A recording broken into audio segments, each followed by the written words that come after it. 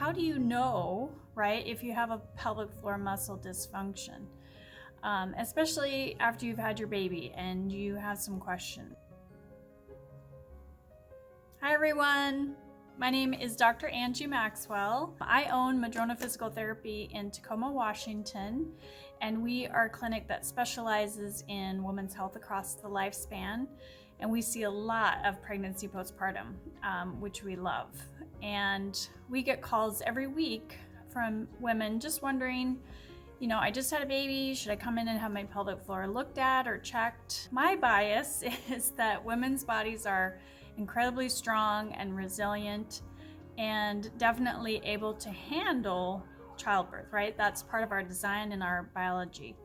And so you can go through a great pregnancy, have a great childbirth and come out on the other side not having any pelvic floor muscle issues. On the other hand, if you are finding that you have some issues, here are some symptoms that you could be having that would tell us, yeah, you do have a pelvic floor muscle dysfunction, you should come in and see us. So the big one is any sort of incontinence, right? So incontinence of urine or stool that doesn't really resolve 4 to 6 weeks after having had the baby.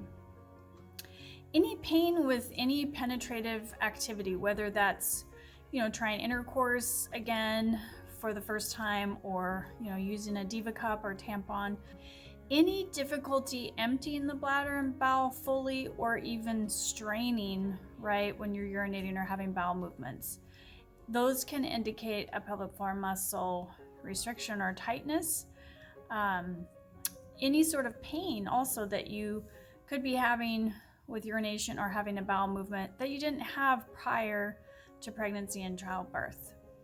Something else to think about is any abdominal pain or even bulging of the abdomen that doesn't improve after childbirth.